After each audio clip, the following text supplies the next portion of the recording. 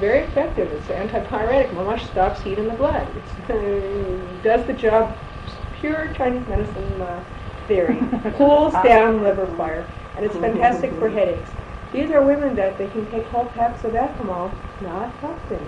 If the problem is not enough blood in the liver nourishing the head. So you're getting these deficiency type of headaches. Often they'll be experiencing that there isn't enough blood to get it to the top of the head. It's usually being experienced over the eyebrows. These are women that tell you that they have migraines before the period. It's usually like just a nagging, aching headache that won't quit. Often the women will even feel it in the back of the head. Okay? Back of the head, over the eyes, forehead. It's just like an achiness that just doesn't go away. Okay? Okay, so that's a liver deficiency headache.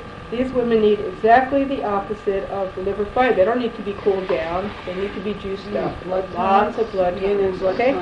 Typically, this is the type of woman that will say that the headache will start when the period starts, or women that get terrible headaches following the period. Period's over, big blood loss, no more blood. Okay. When a person says that type of premenstrual headache, then you want to start asking them, well, what is the quality of the blood? You said headache after the period. It could happen before. With the period or after it stops? Right. In other words, the blood loss to the liver before the blood even leaves the body is already getting the headache going. And also you want to check their tongue. It's like you can't ever go on one symptom. You have to go on a whole complex of how they all work together. How they work together, and it really shows you clearly a pattern. That's the problem. Okay, and then we're going to find out what the blood quality situation is, obviously. But what's that? That's a tie-in to our next deficiency thing that shows up a lot during periods is spleen deficiency. That's going to be responsible for pre-period bloating. Pre-period water retention, if it's not kidneys, but specifically women that are getting abdominal bloating before the period, you're talking about spleen deficiency. Women that are getting, by the way, another liver symptom. Is counseling? So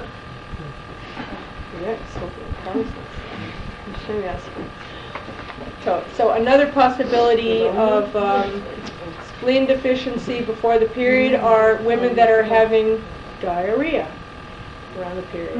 Okay, that's also liver related because the liver is releasing. Spleen deficient. Yeah, diarrhea is not related to the spleen deficiency. It is. It is. So that's more. It's like holds the stool in as the period is approaching. The spleen, the period the liver's overheated. Not necessarily. No. It could be that the spleen weakness is actually what's bringing on the period early. For example, if there's an early pattern, and the problem is simply that the body isn't holding in the fluids in the blood in the blood vessels, and just plain the stool might just be released with the blood. Some women with the onset of the period get diarrhea at that time. It's the type of woman that also gets diarrhea at the onset of labor also. So the diarrhea, the pre-period stages, you said, but is spleen related, but what's the connection to the liver? The liver is that it's the liver that releases these things. Most cases, so the spleen it deals with in past passages. It deals with releasing, like if there's too much refreshing, or if there's doesn't hold in the fluid. Right. It's like that's the function of the spleen is to hold things in form. The fluids in the blood vessels, the organs in their places, and the energy in the body in an upward manner. Right. But what's the switch that releases these things is the liver. In other words, it's like the weakness is that the spleen is saying, I just can't anymore. So the liver says, okay, boing, shh. Okay, in other words, it's not the spleen that releases it, it's the weakness of the spleen that can't hold it in place anymore that causes the liver really, the liver's like on overcharge? It's not even overcharge. It's a protection switch. It's not even the protection switch. Oh, I hope everything's okay. Yeah, it's okay. Non-plastic swell. The liver is the organ in the body that releases the blood. during the time of the period. The spleen doesn't have the function of releasing the liver, releasing the blood for the for the period.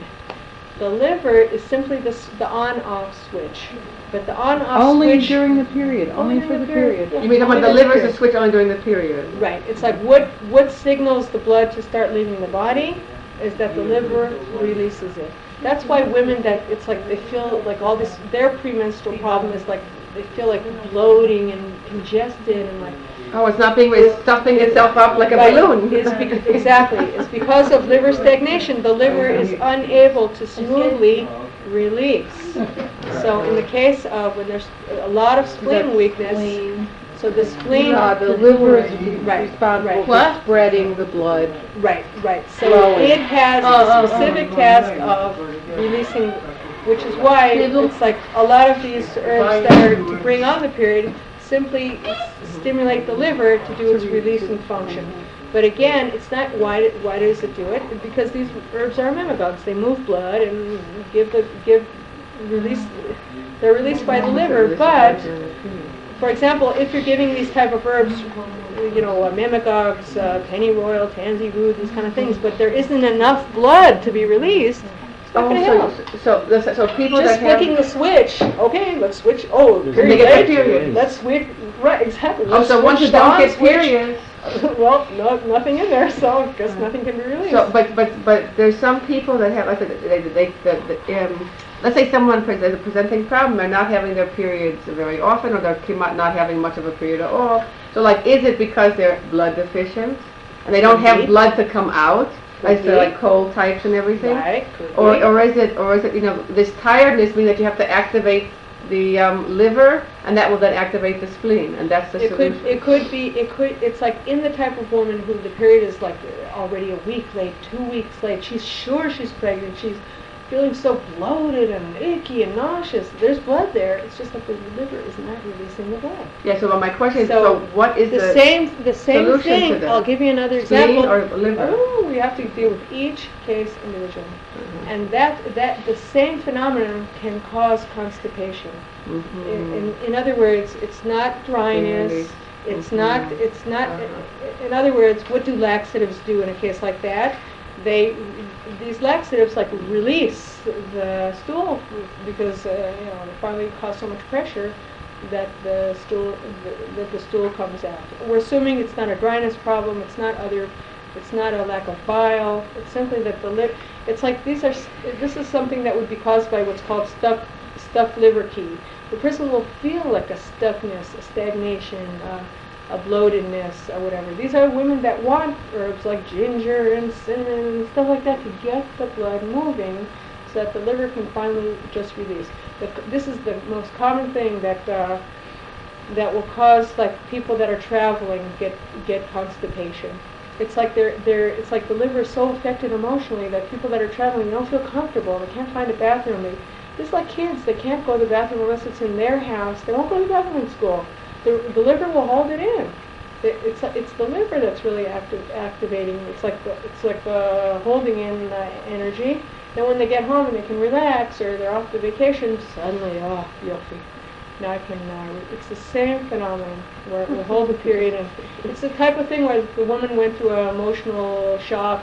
That traveling will throw the period off too. Let's say then the period's late, she just needs something to get it going already. What does she really need to get going? She needs a liver release. So the type of women that are having the opposite problem, too much liver release, is the type of woman that will be having like severe diarrhea with the onset of the period. So that everything is like pouring out. What do you do about that? So then we give her spleen tonics. Or if she wants immediate relief because she's having problems or pain or whatever. If she's having lots of diarrhea with bleeding in it, we're really looking at a lot of spleen weakness then. Okay, some people have blood pouring out of both ends during the period and then it stops. So we want to give them lots of astringents and bowel tonics, etc. But we can't forget the root cause. Spleen weakness is not holding things in place. And then when the switch goes off, everything just starts to pour off. Okay, this is the type of woman who, when the period starts, it doesn't stop. Okay, the period is still going. 2 weeks later, 3 weeks later, 4 weeks later, and she's one of these cold, weak, pale tongue types. Okay, so other spleen-related pre-period symptoms are, we mentioned breakouts, which could be liver fire and spleen dampness. It's mostly the bloating. Excuse me, Yeah. one of the women that the period starts and it doesn't stop. So what spleen herbs? weakness. So what herbs? Astragalus, peony. You want to give them blood builders, spleen tonics, and stop blood. So what other spleen tonics are there besides Astragalus, Actylose, Phenopsis, Diaspora, ginseng would be helped. Oh, See, here's a case where a woman would be helped by a warming herb like ginseng. That would be helpful. Because they're cold types. Right. Because she's so weak. It can't. It's like it's not holding. The blood can't stay in place, and blood is pouring out. I think you once had a case like that where there was lots and lots of bleeding and all. See, that's why beginners are trying this shepherd's purse. They're trying the hemamelus, and it's not working. It works great for Another acute class. types. Somebody brought a case. Yeah. So it wasn't you. Right. Now I remember. Somebody brought a case of a woman that was. We learned about all these hemostats. Why aren't they working? They will work for a mechanical situation where heat is making the blood flow, but it's not going to help at all for. And dafka, these spleen weakness women, they can mamash end up in the hospital, in very, very bad shape. Supposed to have a hysterectomy. Right. The only look, doctors are nice. They don't want people bleeding to death. That's the only medical cure at this point, DNC, and if that doesn't stop it, hysterectomy. And then a whole new slew of problems happen. If they had spleen weakness to start with, then you don't want them to lose a major organ, kidneys, spleen, and liver running right through it. So back to our pre-period problems. So I think we did the spleen ones. Other pre-period problems would be in the kidney department. Okay, what's going to be the big kidney symptom showing up before the period? Backaches, right. Okay. Look. In other words, let's say a woman says no pre-period problems whatsoever. No bloating, no headaches, no breast swelling, no cramping. Great. We know her liver's in pretty good shape. Probably her blood is in good shape. Probably her kidneys are in good shape. No backache. Hey. No spleen? Hey. Not so bad. Okay, now if the person is having back pain, so we already know where in the back is it. Is it often the people will put their hands right on their kidneys, etc. And I don't care if the person says, oh, no, but I have scoliosis. Of course, that's going to exacerbate. The lower back is called the palace of the kidneys. It doesn't matter if the person had an injury lower labor. That's going to weaken the kidneys. It doesn't matter if the person's kidney weakness is showing up in backaches. It doesn't matter. It works both ways. An injury, a scoliosis. If a person has a scoliosis, of course we're talking about kidney weakness. You'll say, no, I have scoliosis. All the more so. Then we know we're talking about kidney weakness. That's even kidney essence weakness. That we're starting out with kidney weakness. So now I gave you three main things. Let's say somebody has no pre-period symptoms whatsoever. Fantastic. We're very happy to hear it. Let's say a person has in the liver department, spleen department, kidney department. You already have lots of information. Okay, now, next thing we want to find out is what is the quality of that person's blood? Okay, how are we going to find out? Very simple questions, and the answers are going to zoom us to the areas that the blood deficiency is happening. Okay, what are our blood deficiency symptoms? Okay, numbness in the hands. Okay, we want to, of course, ask the person how they're sleeping. Why? Because then we're going to find out lots of info. I'm sleeping like a log. I never wake.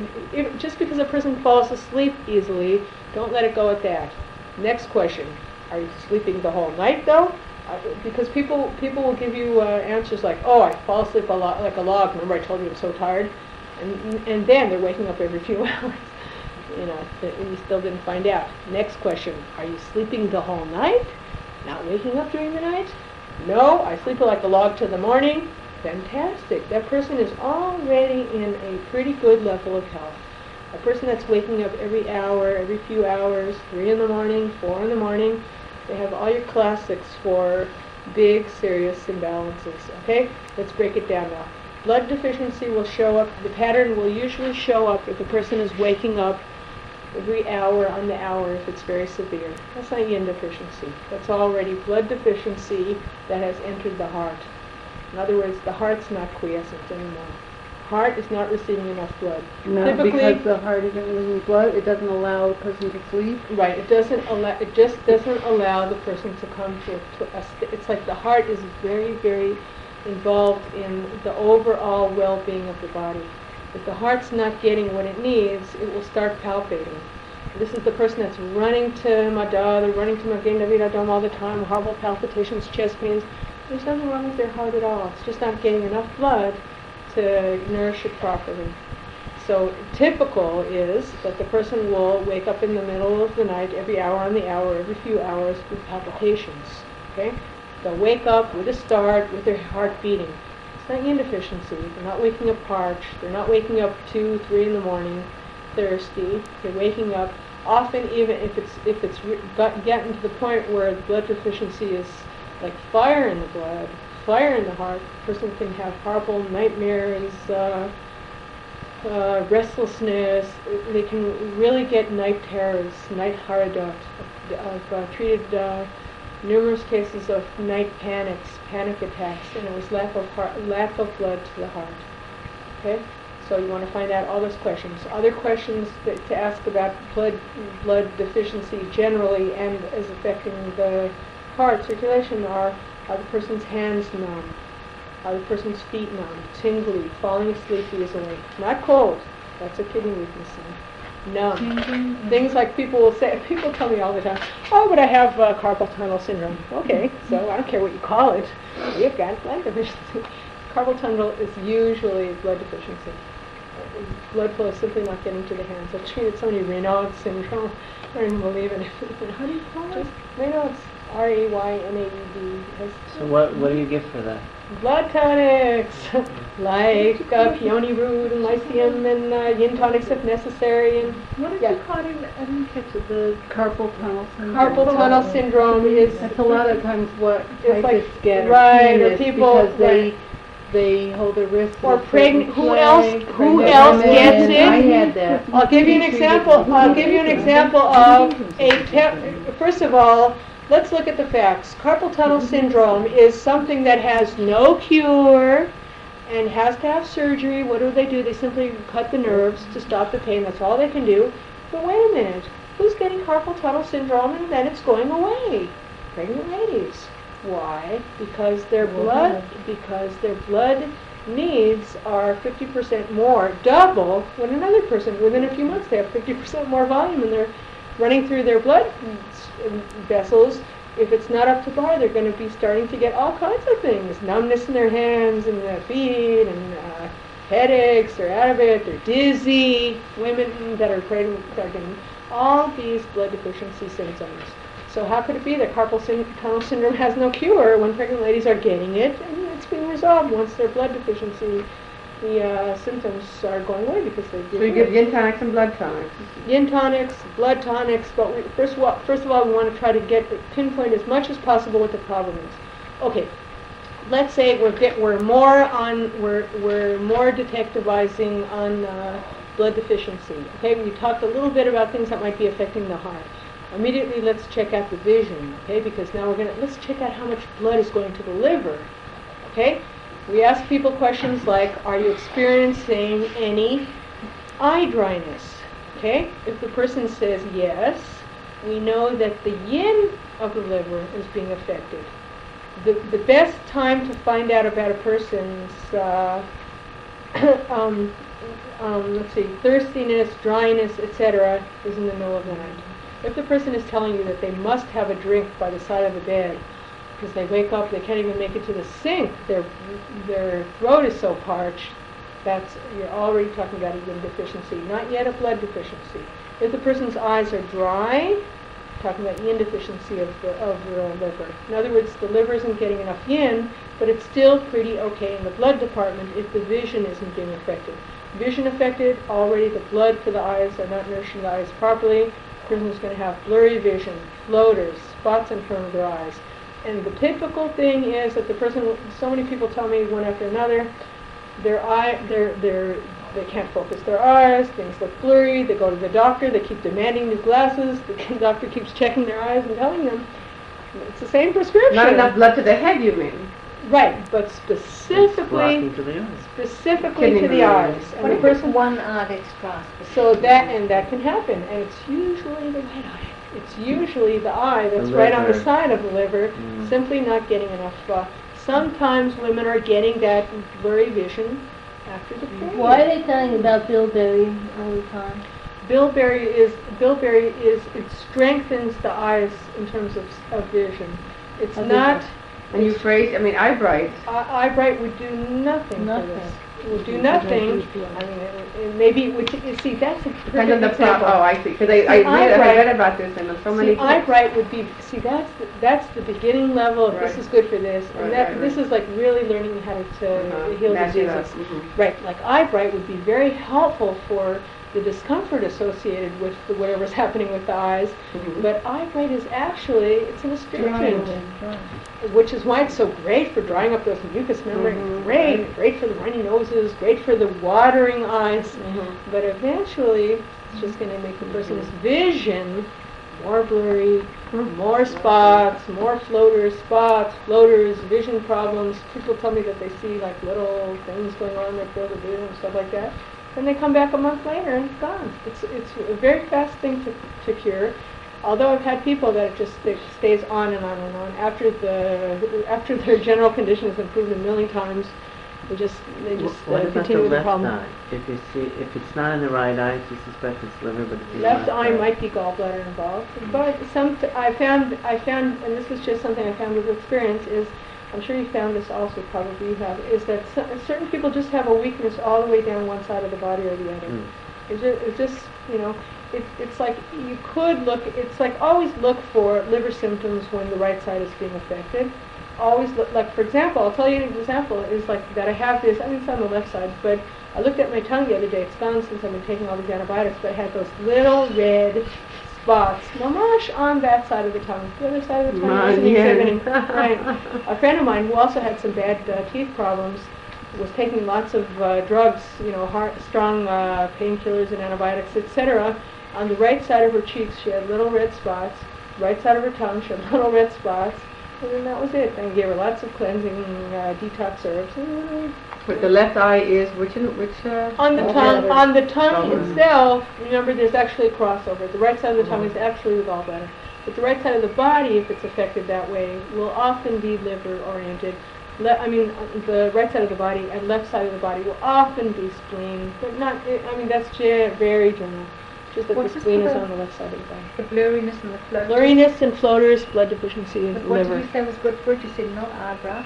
So not eye bright, but even if you just give yin tonics, you're already giving a component of the blood that's going to be helpful. Help it to flow more smooth so that it'll reach. So that also, so we want to remember that we're giving nourishment to the liver. So of course we want to add some liver herbs to it. We haven't come up with formulas yet based on any of this theory. We just want to get down all the possibilities, and then we'll know. Then the herbs will suggest themselves. I'm sure just looking at these symptoms, the herbs are suggesting themselves already. Okay, even while the customer's talking, the herbs are popping in my mind with what this person needs, and then it's what we have, what will best suit the situation, etc. And then I want to hear all the details. And if there's something I can't understand, I'll keep probing. I'll keep trying to find out. Sometimes I'm still not going to get all the clues. But if a person is showing liver blood deficiency based on the tongue, they're telling you that they're having blurry vision, they're having headaches, they're having the pain headaches after the period, this type of thing. We're talking about liver blood deficiency. We didn't yet find out why is the liver blood deficient. We want to find out what's happening with the blood, and with the organs that are more responsible for blood production. The liver only stores the blood. The liver's only going to be as good as spleen strength and kidney strength and lung strength. So we have to find out, why is this liver blood deficient? In other words, now we're at class 3, so we have to find out. Okay, so other things that can happen before the period, I think we have them all. Good. Now we want to find out any other blood deficiency symptoms, liver blood deficiency symptoms, general blood deficiency symptoms that can be liver affected probably liver defected, are muscle cramping. Remember, the liver also nourishes the muscles, tendons, sinews, things like that. The liver nourishes. So Oh. typically, when will the person be experiencing this? The person will be lying in bed, relaxing, Mm-hmm. and they'll start getting cramping in the calf muscles. Not enough blood is nourishing those muscles. Another sign of liver blood deficiency. Some people are getting like all three at once. They wake up with a start, with palpitations, with the muscles cramping like crazy. Okay, deficiency. Okay, and who gets that? Pregnant women. Pregnant women typically get that. They get all these symptoms. Okay, another good general blood deficiency symptom: dizziness. In other words, the brain isn't being nourished enough that it's not causing headaches, but the head just doesn't have enough blood to it to keep it going. This is pregnant women typically get this after a big meal. It's like, they feel dizzy, but the blood is nourishing, is breaking down, is in the stomach area. They just don't have enough blood to keep them not dizzy in that state. Okay, so if somebody, I talk to people every day, they're having all these symptoms. That person needs blood tonics pronto. Okay, now my next, we're working it backwards. Okay, now my next question that I'm asking myself is, how is this person so blood deficient? What's going on here? Did the person donate too much blood to Magen David Adom until it actually happened? Okay, but how about, what do I want to then know? I want to find out what is happening with the spleen, the organ that should be transferring the blood quality out of the chiyut that it's getting from the food. What's going on with that? Why isn't it helping with this blood production anymore? What is happening with the fluids in the body? Is there dryness, that there isn't enough fluids? And how about that kidney essence? What's that contributing to the blood? What's going on with our blood builders? Okay, so now I'm going to start to find out. If the woman has had, let's say, bloating with the period, any kind of spleen whatsoever, if I'm seeing the sides of the tongue are scalped, if I'm seeing that the person is, what are other signs that I'm going to start going after spleen questions? Sweating. Person might be having, sweating is tricky. When is the sweating happening? Happening in the middle of the night? Night sweats? Now we're talking about fluid deficiency, yin deficiency. If the person is spontaneously sweating all the time, we are talking about spleen deficiency, because remember, spleen equals immune system. Immune system equals protective key. Whatever you want to call it, is how much, it's like how much of the immune system is protecting from invading pathogens entering through the skin. Because if it's weak, it can get weak to the point that not only is the person, here it comes, is constantly getting sick, coming down with every little thing that's happening, or the person is even weaker, that not only are they not keeping out any invading pathogens, bacteria and funguses from coming in, they're actually sweating all the time. It's like even spleen weakness. Sweaty causes feet, sweaty palms, just constant sweating. If you have kids that have that, that means that they have malnutrition and they sweat all the time. Right. It's a sign of advanced spleen weakness. It could look. Some people they seem great in every way, but if it's to that point, it really needs tonification fast. That's why if you look in these herb books and you don't know anything about this stuff, you look at herbs like astragalus, and that stops sweating. It doesn't stop sweating. It's not an astringent. Look at these scorpions and stuff. Yeah, that big pet snake. Yeah, this has got it too. Right. Let's see, astragalus. Let's see what this. Stops profuse sweating. This actually gives a teeny explanation. Profuse sweating due to external empty ailments. Right. What is this? What does astragalus treat? Okay. Energy deficiency, fatigue, prolapse of rectum, womb, or other organs. Profuse sweating. Okay. Stubborn abscesses, facial swelling, and diabetes. Okay. Good. And we know why, right? Okay. The drug is also cardiotonic. Lowers blood pressure and blood sugar, improves circulation in flesh and skin. Wow. All of the stuff of what the spleen is supposed to do. Yeah. Okay? So. Still in my class. Yeah. Well, I have to give you the time that we lost. We didn't realize Yeah, we'll do already. We'll just wrap it up with the spleen stuff. Where are you? If the person is having profuse sweating in the daytime or around the clock, it has nothing to do with temperature. A person can be standing in a snowstorm and they're still Can you sweating. pick up, So what do that you type of person I can needs get it to spleen you. We're gonna tonics come to and her astringents, Tziyon, after- herbs to hold the fluids in, They're supposed to because be then they getting run letters. they run the risk of losing their fluids through that spleen weakness of sweating, or the possibility of other losing fluids like urinary weakness, losing fluids can also put them into a yin deficiency situation. Aren't there individual differences, like people course. sweat? I mean, some That's people sweat what's so more, but fascinating. does that Yes, always mean yes. that a person who sweats more has No. low, their spleen is... Not at all. Not at all. Not at all. And some people are just very robust types that just work up a sweat and it's good and they feel No, but better. sweating on the Right. palms. Right. We're like an excess type of sweating is the person that they go to the gym and they work up a good sweat and they feel healthy. better. Which is Right. Gets spontaneous toxins out. sweating for Right. no Right. reason. Right. What? In other words, Spontaneous when a sweating. Oh, that's what he's talking about, Right. spontaneous Spontaneous sweating. sweating. Oh, without the working out. right, without working out, without effort, or the slightest effort, the person is drenched. It's just not proportional. Or when they drink.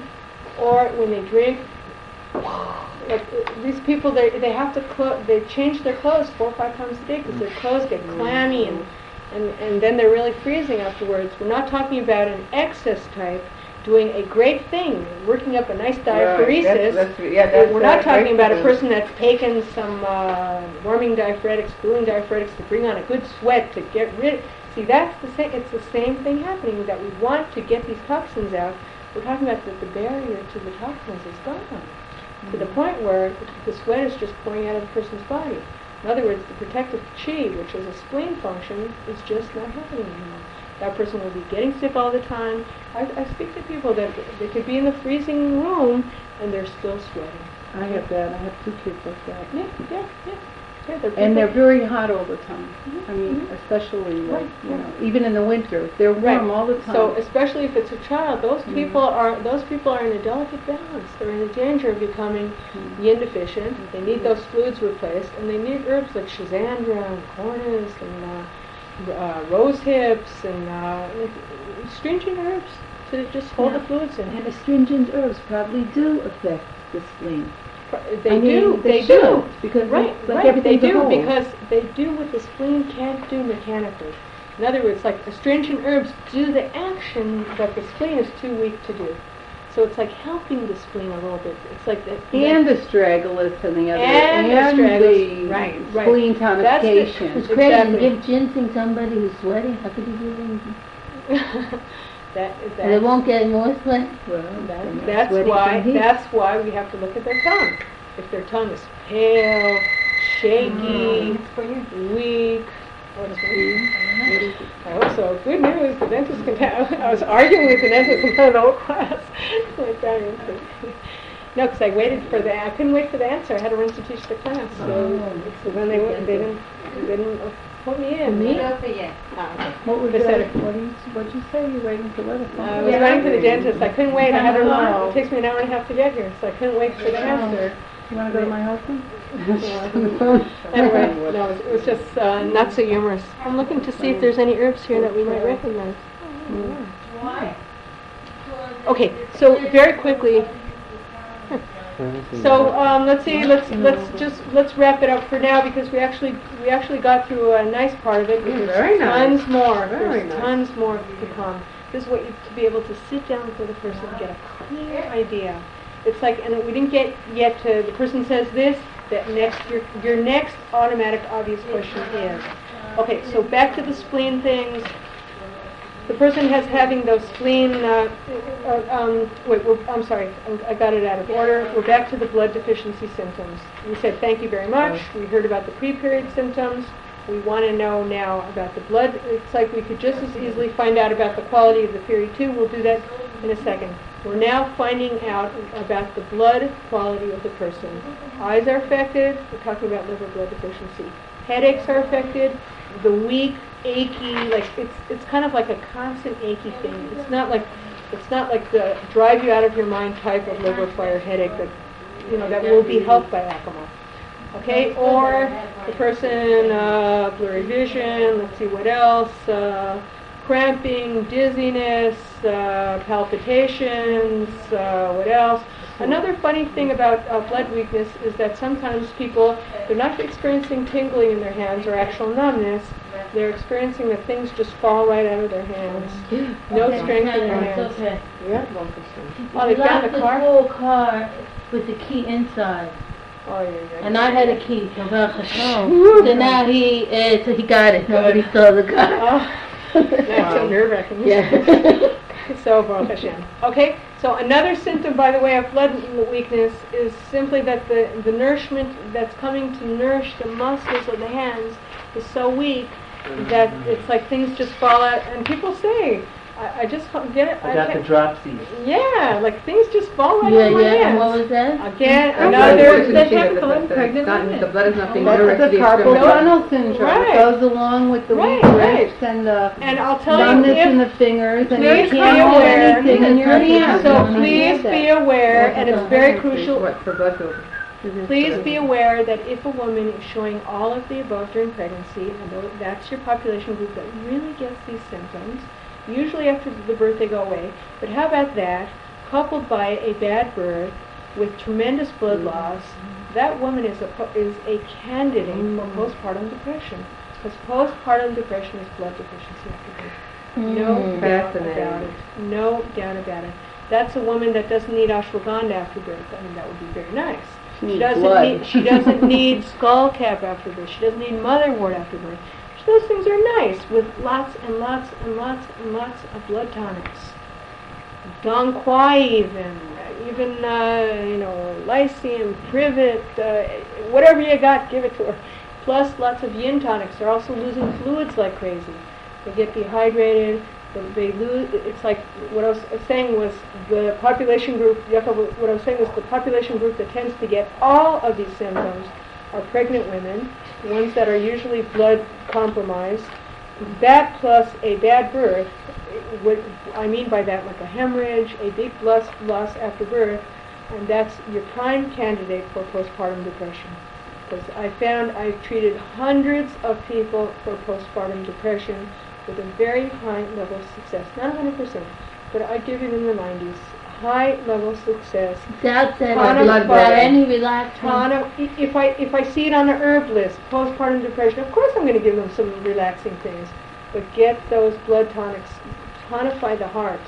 Because when the heart starts to get really blood deficient after birth, you're going to get overwhelmed. They can become psychotic. They can become crazy. And it's temporary. It's just their hearts are not being nourished properly by blood. That's what people say. Palpitation. Years. Some people say, yes, this can ruin a person's life. This can ruin the bonding with the baby. This can. I treat people that are hospitalized. And that's the ticket. Blood tonics for the heart. Of course, give them calming and relaxing herbs to help them. So what do you give? You give them peony root, Dong Quai, lycium, Foti. you give the sage. Say a little bit of sage root. Get the circulation going. Look, a big blood loss after birth can put a woman back 4 years. If it's not showing up as Rahmania, beautiful, very good, very good. All of your blood tonifying and heart nourishing herbs. You can give it with creativeness. You can give it with hawthorn, but hawthorn by itself isn't going to be enough. And Leonora doesn't strengthen the blood. Leonora's no, but it's like the heart is so related emotionally. So you did. It's like let's really tune in on it, and then we'll let go for today. Is like what's it's like because they're crossovers of the emotions. It's like irritability, anger, depression, upsetness. All these kind of things are liver-based. Sadness, not the liver type of depression where the person feels down, but like horribleness. They don't want to live. Bad dreams. Classic liver heat.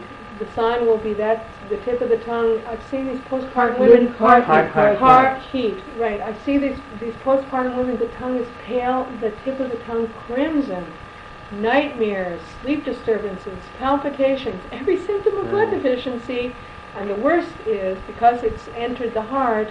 It could cause psychosis. It can cause, these poor women are crying and saying, I love my baby, but I feel like I want to throw it out the window. What's wrong with me? Oh my God. They go crazy because the heart and mind are the same. It's like it says, Sar Baliba. It's like the mind of a person is their heart. Sar Baliba. You know what? I have to tell you something. Yes, I gave this to Bathsheba. I felt something, like something I want to do something.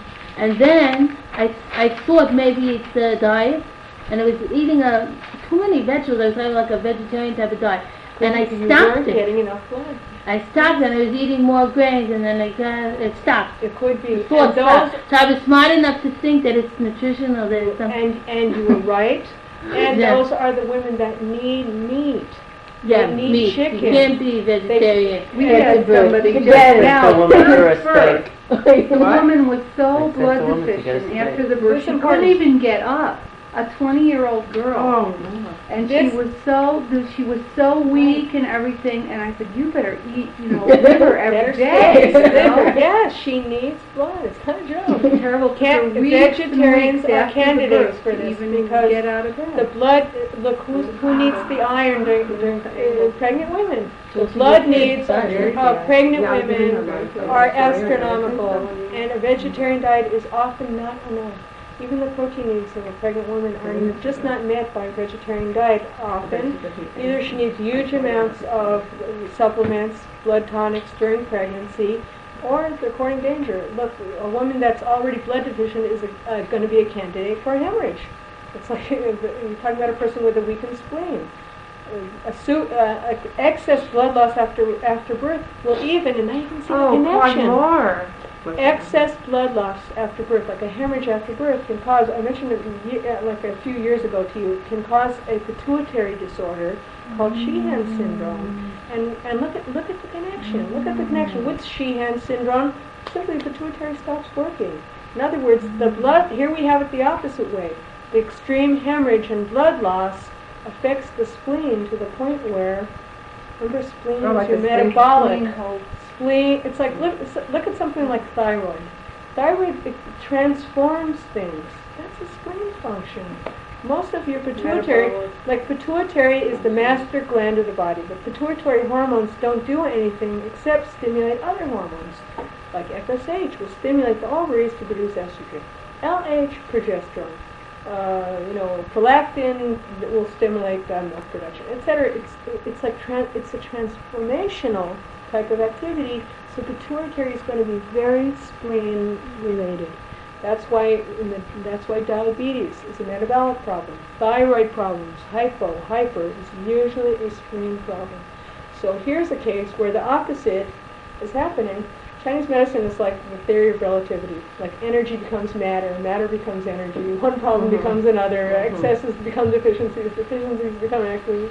Really fascinating. Look, I've been in this over 20 years. Never ceases to fascinate me every day.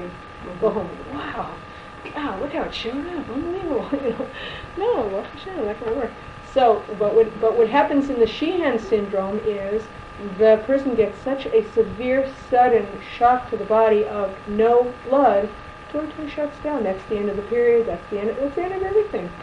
The only way for that woman to get her period back, unless she's getting spleen tonics, blood tonics, like mad, is hormones. That's it. I know a few people that it happened to them. That's the end. Forget it. No more childbirth. No more nothing. It could happen at a young age. It's an unfortunate thing. It's considered incurable. It's severe trauma to the pituitary. Don't give up. Start giving the spleen tonics, blood tonics. Yes. Oh, it is curable. Yes. Look, how about these menopausal women calling me up angrily. You didn't tell me it was going to bring my period back. Well, sorry. Nobody ever complained to me like that. No, I had people, but they didn't No, a woman that complain. doesn't want to go back to I thought I was finished. Oh yeah, she'd Well, rather have the hot flashes and No, people were actually happily Osteoporosis. people that got by me. I'm just being semi-humorous. But as you see, of course I always try, but you don't want anybody in that situation. But it's stuff to the pregnant lady that's blood deficient that's going to be the candidate for the big blood loss. Why? Because she's already spleen deficient. So it can mean it's the old paradox that it's thought that the woman that's anemic. I mean, regular nurses know that anemic women run more of a risk of blood loss during birth. It's just that they don't have the reserves to hold blood in. Okay, so that's what we're going to do for those poor postpartum ladies. Get their blood tonification going, and that's the end of the questions. Next time we'll continue. We want to get through spleen, kidneys, and then we want to put it all together. Next time I want to do the skin things, and maybe we'll try little psychodramas of anybody that wants to volunteer next time. We're gonna practice asking the questions, because as soon as we hear one clue, let's say I'll give you like maybe 5 more minutes, okay? Let's say a person comes in and they have backaches. I have kidney questions galore I want to ask them. Person comes in, oh, my problem is candida. People come in all the time, I have candida. What do they mean? They have bloating, vaginal infections constantly. I don't want to know about candida. I don't care what this doctor or that naturopath or this one. I don't care about that. I want to see where that yellow coating is, and I want to know what's going on with their spleen. I'm going to start asking them things like, do you feel heavy? Do you feel blood before the period? Do you feel all this? In other words, next time we'll go through more detective work.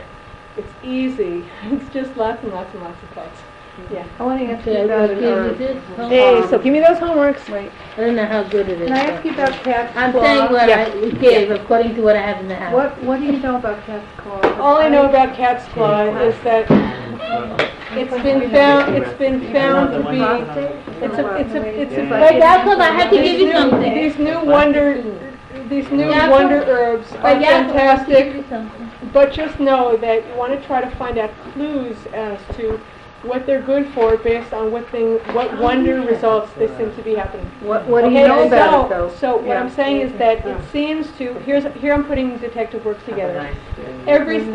Every study that I've read on it, every study that I've ever read on it there are plenty of claims galore that it strengthens the immune system. So we see that it's Which that are not strengthens the immune system in a tonic basis, but it actually cat's claw. Urticaria, Gatto. It's not the same as the No, Urticaria no. gatto. Completely different herb. It comes from the rainforests of Brazil, Peru, the Amazon. And what does it do? It's an herb that every study that I've ever read on it, it's highly effective for. So now we can see what it's going to, we can put the pieces together as detectives. First of all, excellent for acute infections. Okay? Even I read a study of the writer himself tried it out. Acute infections, it's a cooling herb. It seems to be effective for lower, warmer type disorders, including damp heat, urinary tract infections. It's highly effective for. I'm telling you just the literature. That means that it's been effective for and studied for. It's been found to be highly effective for urinary infections, prostate infections, prostate enlargements, general ache. And here's the clues. Listen to this. General aches and pains like arthritis. Okay, general aches and pains, like it was even helpful for sinus problems. What's this starting to boil down to? This is starting to sound like an herb, which we'll be very happy to have an herb like this. Maybe it releases the wind.